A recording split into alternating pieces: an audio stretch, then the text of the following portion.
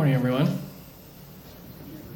I'm actually going to start off script because I had an epiphany as I was listening to our meditative hymn this morning, Voice Still and Small. And we're going to be practicing that every week for this month because we're trying to get a little bit more experience with a hymn or two so that they become a little bit more in our heads. And that particular hymn, my home congregation used to sing every Sunday. That was part of their liturgy. Every Sunday, voice still and small, deep inside all, I hear you call, singing, right? You don't think about it. Whatever, you go to church, sing the song, you go home, whatever, right? I'm going to tell a story in part of my sermon today where I talk about a place in my life where I was so overfilled and life was so upside down that there was just no more space. And I don't tell this part of the story as I go, but in that time, in that same time frame where the story I'm going to tell happens, I was so overfilled, and then this other thing came in, and it was just too much to hold. So much so that my knees buckled, and I literally collapsed on the ground. I couldn't, my hard drive was full, I couldn't hold anymore. And I just sat there in a daze. I didn't know what to do. And I don't know how long I sat in that lump on the floor, but the first thing I heard was that song. Voice still and small, deep inside all, I hear you call, singing. And in that moment, I knew I wasn't alone, and I didn't have to face this alone. So I share that story because a lot of what we talk about here in church sounds like good ideas, whatever, we get fed, we go away, we don't think too much about it. But there are things that we do, there are things that happen in church that are actually designed to help us, not on Sunday morning, but are actually designed to be there for us when we need them. And a lot of what we talk about is practicing things to try to get better at how we go out through the world so that we're better equipped to face the challenges. So now I'll get off of that little tangent and I'll start going from my script. So for everyone that was here last week, and or anyone gathered here for whom this is your sacred tradition, how was that experience I invited you to join me on with Yom Kippur and reviewing your last year? Did anybody attempt that spiritual practice and that ancient tradition that we invited to do, to look back, think about where we came up short, and then try to make some atonements? Did anybody do that? All right, some people played. That's awesome. I'm curious to hear how that went. And please seek me out after, in the social hall. I want to hear how that process went. I want to see if you had any benefit from it. My friends, the ancient rituals aren't frivolous festivities. They each contain different sets of instructions about ways to keep ourselves and our civilization intact through challenging times. The Jewish instructions are focused on thinking and reflection and dialogue. And this is one way of being. This is one set of wisdoms that we can draw from. And we'll continue. There are others. We'll continue to explore the lessons from other traditions as the year progresses. And I do want to hear how that went for folks, because I did it myself, and I think sharing stories is a great way to learn. So this is what our faith tries to do. It tries to hear the lessons that have been passed down to us through all the noise, to just hear what's going on. I think last week we talked about peer pressure of dead people, peer pressure from dead people. It then challenges us to try to put those lessons into practice. And this community is our playground. This is where we practice this stuff. I went to the aging session that Greg and the adult enrichment team hosted on Friday night. It's good stuff. I'm starting to get into that phase of life where I'm starting to think about these things, and I have a lot to learn from everybody that's here. I heard many interesting things, but one thing really stuck out for me. Greg had us listen to a TED Talk about aging, and the factors that they're learning determine who lives the longest and the healthiest lives.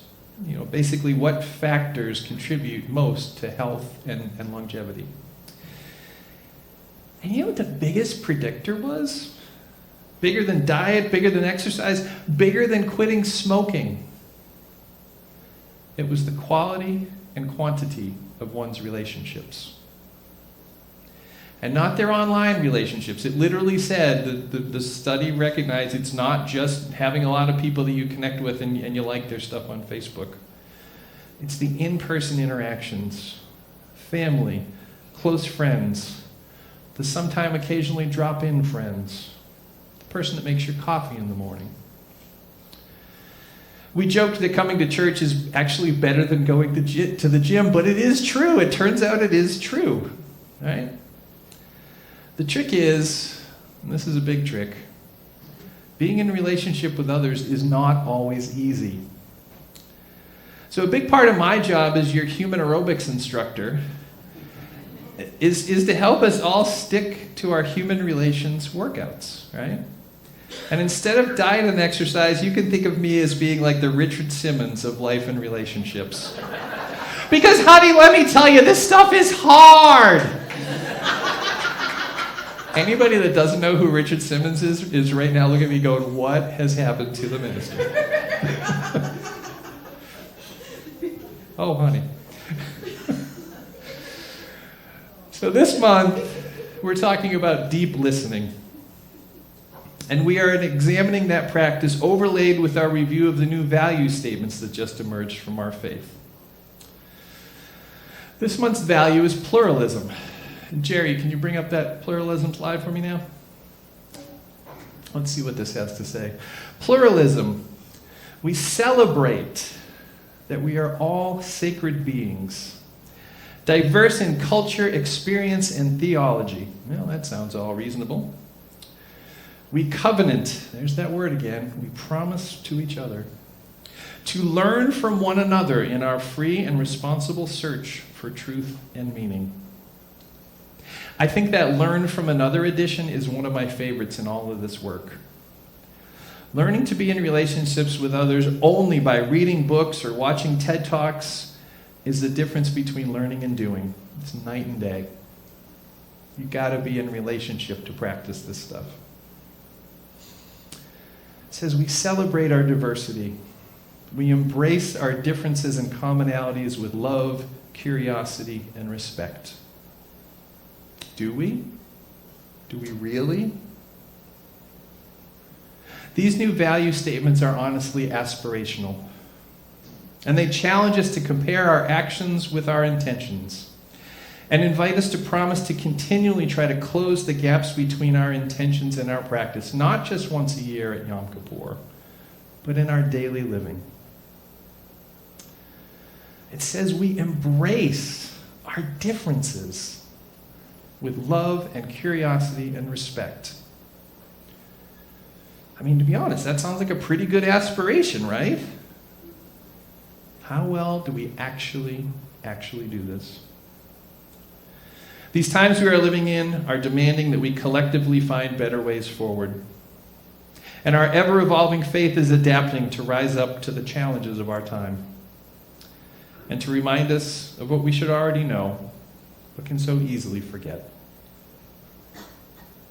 Because we do forget. Which is why our generous ancestors have lit beacons to guide us back home when we have lost our way a little. Deep listening asks us not just to listen to what's being said, but to listen through our traumas, to listen to our ancestors, to be willing to listen so long and so quietly and so intentionally that we can actually begin to hear through the noise of our world and through the walls of protection we have erected to keep ourselves safe in that world. I'm going to share another story. This is actually part of the scripted part. Another story from my own life that illustrates the kind of listening I am challenging this community to practice. I was in the middle of my seminary formation. So I was a dad. I had an 8-year-old at the time, 8 or 9-year-old at the time.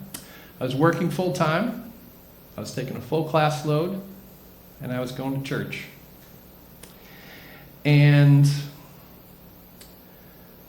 then my life got flipped upside down through a series of things. Car accident, divorce, breast cancer diagnosis, all these things happened. And before all that stuff happened, I had been asked to serve on the board. I was already pretty full, but, they said, we really need you. We really need you. That nobody else can do this. We really need you to step up. The church is at a pivotal time. So I said yes when I shouldn't have. I said I would take on things. And then as these things started to happen in my life, and I was still trying to juggle all those balls, and I was still doing all this stuff, I kept saying yes to things. Matt, we really need somebody to lead this little thing, or to do this, or to investigate this and bring it to the next board meeting. And I said I'd take on all these things, and I dropped many balls. After the year was done, 2 women in the congregation asked to have a conversation with me and asked that we could have the minister be present. And they went on to tell me, try to tell me, that I had broken my covenant with them. And they were inviting me to see what I had done wrong and to make amends. It was one of the most uncomfortable conversations I've ever had in my whole life. I kept telling them how much I cared about the church. I kept telling them why I said yes. No one else had volunteered. I was needed. I kept explaining over and over again in 100 different ways all the things that had happened in my life, which they already knew, how hard I had tried, and how sorry I was. And it became clear after more than an hour that I was just not hearing what they were trying to tell me. We finally all had to give up from exhaustion and frustration.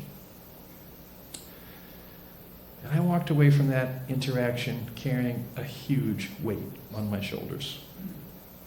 I was supposedly working to become a minister. I was practicing deep listening at the bedside of patients in my chaplaincy work. Yet here were these 2 women that I knew and respected and cared about that I seemed completely unable to hear. My life drew me away from that congregation. Those wounds remained unhealed. And the struggle to understand what I was missing continued to haunt me as the time and the miles passed by. 5 years. That interaction sat in my subconscious for 5 years. It would come up every once in a while. I'd be like, what was that? What did I miss? What was I trying to do? Until one day, it was probably a quiet day, until one day, in a flash of insight, it all became instantly clear. I must have finally learned enough in my practice for the gift that those women had been trying to share with me to finally be opened. They didn't care about what I did or what I didn't do, or any of the reasonable excuses I had for why I had dropped so many balls. They didn't care how good of a person I was or how pure I thought my intentions were. What they had been trying to tell me all along was that the specifics didn't matter because my ego had been blinding me to the whole situation. I wasn't even looking at the right problem. My assumption had been that I had some special power that no one else in the community could possibly summon, and that had led me to take on a challenge that I had no right to take on, given all that was happening in the rest of my life. And not only had I said yes to the position, I kept saying I would solve one problem or another. And there were many times at that congregation in life where problems needed to be solved. But then one after another, I would drop another ball. They were trying to tell me that my failure to listen to myself and my own needs had been causing me to harm the system that I loved. I'm telling you, this listening business is hard stuff. Which again is why we come here, to practice the hard stuff. Because living in relationships with other humans demands nothing less. Listening, really listening, takes practice. So I thought we could practice listening together here, right now, in the middle of this service. And I have an exercise for us to try. It's not too hard. You don't even have to be vulnerable to play along. It should be easy enough. We're going to write a poem together. Now everybody's like terrified. I can't write a poem. Now, writing a poem is a magical thing.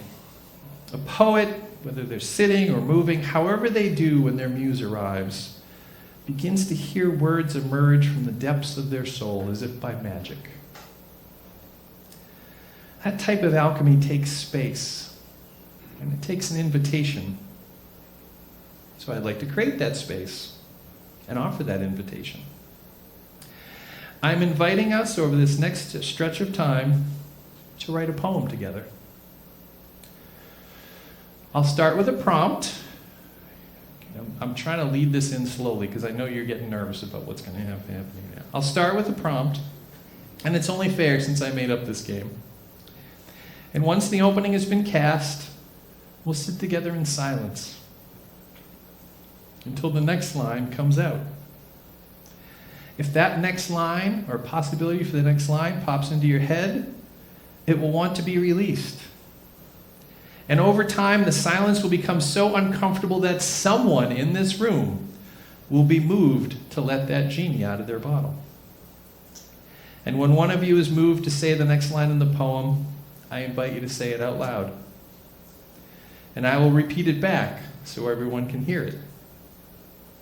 And then we'll sit in silence again until the next line emerges.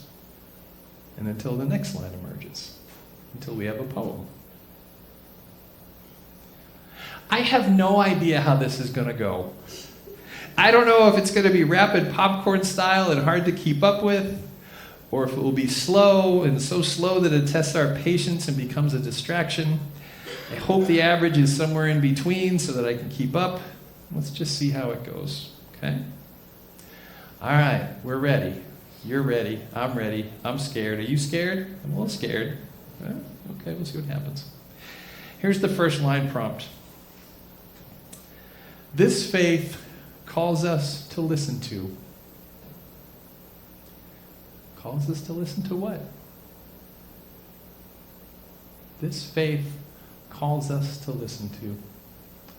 When you think you have a good next line, just shout it out.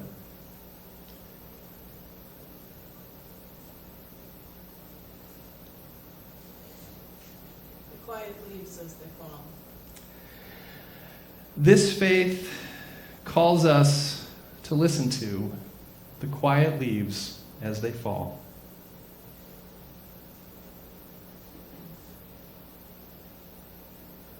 To others and ourselves. This faith calls us to listen quietly to the leaves as they fall, to others and to ourselves.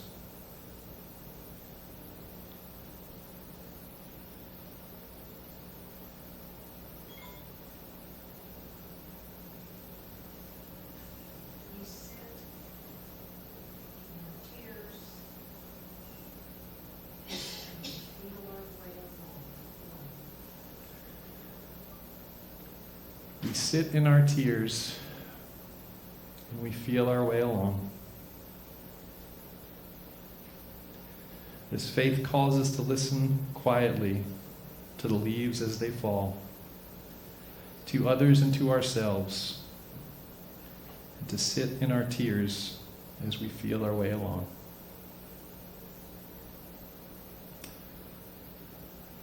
Sounds like a prayer. Alone but not lonely.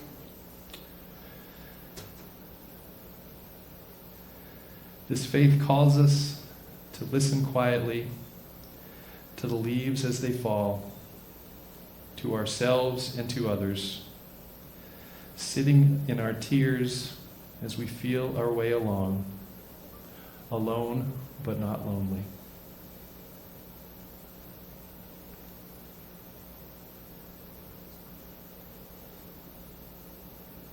Until we embrace the complexity of beauty. This faith calls us to listen quietly to the leaves as they fall, to others and to ourselves, to sit alone and feel our way along, alone but not lonely, One more time.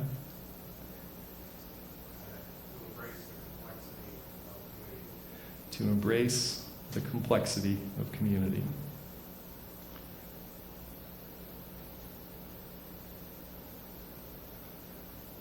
All right. I think I'm going to end it there. Wait, one more. Oh, wait a minute. Here we go. We've got a stanza. Yes. This world is vast and mysterious. Please pass the peanut butter. This world is vast and mysterious. Please pass the peanut butter. Please pass the peanut butter. Now that is an ending.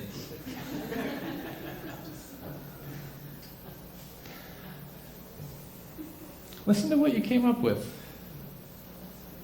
This faith calls us to listen quietly. The quiet leaves as they fall to others and to ourselves, to sit in our tears as we feel our way along, alone but not lonely, embracing the complexity of community. This world is vast and mysterious. Pass the peanut butter. That is the most you prayer I think I've ever heard in my life. Nut-free, gluten-free, soy peanut butter, but yeah. All right. So I wonder, how different did that feel than your usual way of listening? Somebody says something, you immediately respond right away. I gotta fill the space. I can't let that sit. Somebody said something, I gotta solve it. I gotta show that I know what I'm talking about, right? How different did that feel? Practicing deeper listening with ourselves is an important practice. But that work is ultimately in service of a much larger goal. The reason it's important to be clear with ourselves is because, as complicated as that is, the stakes are even higher when we're trying to be in relationship with one another. All of our biases just get in the way. So that's what today's second hour discussion is all about. You may have noticed in our weekly update an invitation to join together in community after some of our Sundays to practice a series of lessons shared by a group called Braver Angels that is trying to help us learn how to get along with folks that we think we don't see eye to eye with. This week's lesson is titled Depolarizing Within, and I think it is the most important lesson in the series. If you haven't been following along with the news or the newsletter or here in service and taking these online classes, if you do nothing else this year, seriously, I'm saying this like with bold so that people hear it. If you do nothing else this year, I'd encourage you to take this one online course, Depolarizing Within. It takes less than an hour, maybe 40 minutes. I really think this course contains the roadmap we need to help find our way back from the deep rifts that are threatening to tear our country apart, which John was talking about earlier today. I encourage you to try this course. And let me know if you don't know how to access an online course, and I will help you. And join us during second hour to review and maybe even practice some of these skills. If you're afraid and you're not sure what to do next, if you're feeling alone, if you're looking for guidance, if you come here looking for help to find your way, just keep coming to church and keep listening. And don't be afraid to ask for what you need. Because whether you speak them out loud or not, our spirits do know what it is that we each need. And if you give it enough time and space, those needs can eventually emerge, as will the solutions we seek. We just have to keep listening.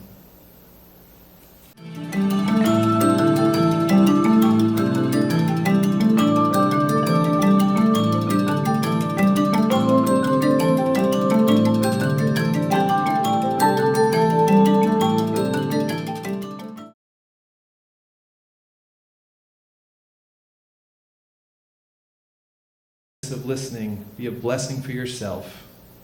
May your listening be a blessing to others. Just listen.